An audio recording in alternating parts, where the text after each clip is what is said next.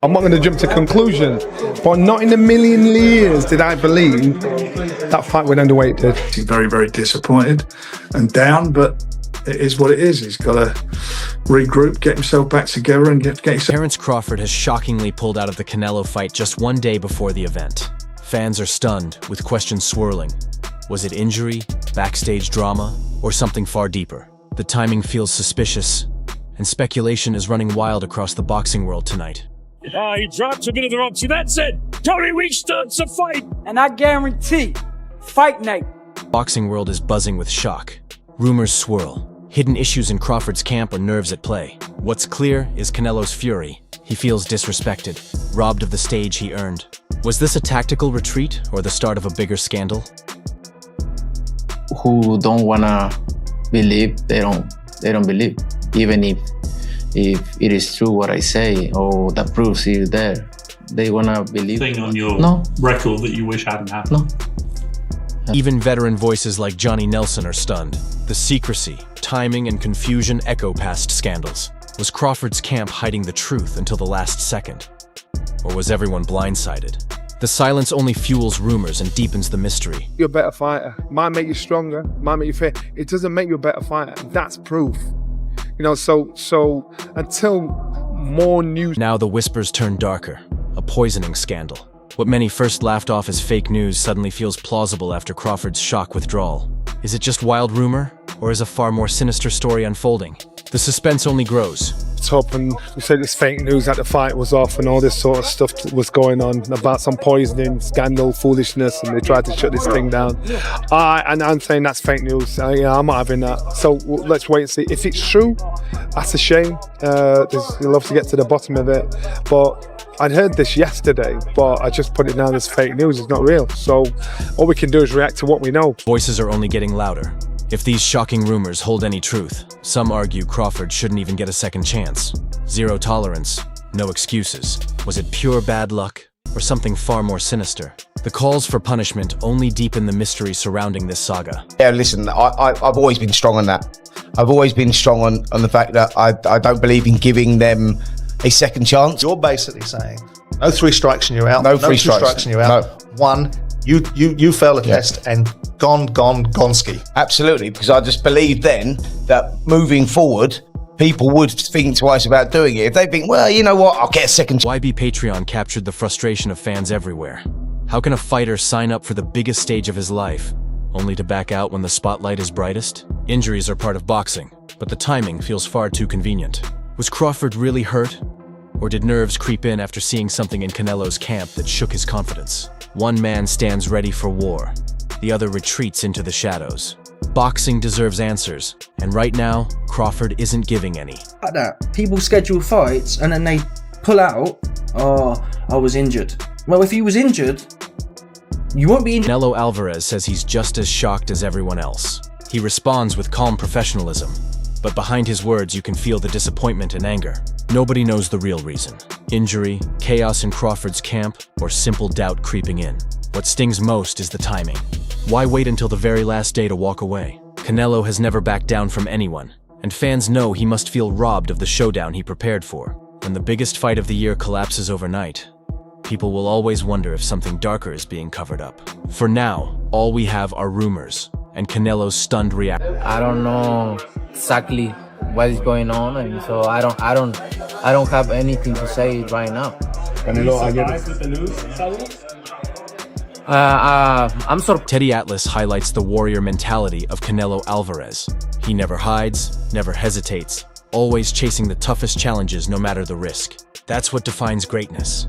In sharp contrast, Crawford's last-minute pullout tells another story. Did he fear the weight jump would expose his limits? Or was it simply cold feet under the bright lights? Fans see the difference. One man wired for legacy, the other drowning in excuses. The fight may be gone, but the shadow of doubt over Crawford only grows longer. He wants to fight the best guy available. He was ready to fight the best guy available, the world champion. So give me the next best guy. Well, this guy, you sure? I mean, you want it? Yeah, I want him. Frank Warren makes no attempt to hide his fury, and with good reason. A fight of this scale costs millions to build, from training camps to venues, and it all collapses the moment one fighter walks away. For Canelo's camp, it's a financial disaster. For boxing, it's betrayal. Fans bought in, broadcasters invested, and now everyone is left empty-handed. Warren's anger isn't just about money, it's about responsibility and commitment. Did Crawford face unavoidable circumstances? Or did he abandon ship when the pressure peaked? The damage to trust may last longer than the lost millions, and that's why Warren's outrage feels justified. Pissed off. I mean, he was a big fight. He's trained very hard. If you don't fight, you don't get paid. You imagine the cost involved in a training camp, booking places to set the camp up, bringing the sparring partners in, the nutritionists, the chefs, trainers and everybody, and you don't get paid. It's a massive loss. You can't insure it. Or if you do, it costs a fortune to insure. But very, very disappointing. Canelo Alvarez warned this might happen. Moving up to 168 was always a dangerous gamble, and he predicted Crawford would realize he was in too deep. Canelo's confidence is unshakable. When asked about a knockout, he simply replied, "Why not?" That self-belief comes from years of beating the best and adapting to every style. Now, Crawford's sudden exit feels like a silent admission that Canelo was right all along. At super middleweight, this wasn't just a fight, it was a career-defining risk. For Canelo, it's business as usual. For Crawford, maybe the weight of reality proved too heavy. If so, Canelo's prophecy stands, and Crawford's reputation may never fully recover. A moment where Crawford realizes that he's in over his head moving up to 168. It's gonna be a moment. In boxing, everything can happen, right? Do you believe you knock him out? Yeah, why not? I'm very focused on Crawford and... Dave Coldwell isn't surprised, and that says it all. He believes the buildup may have crossed the line.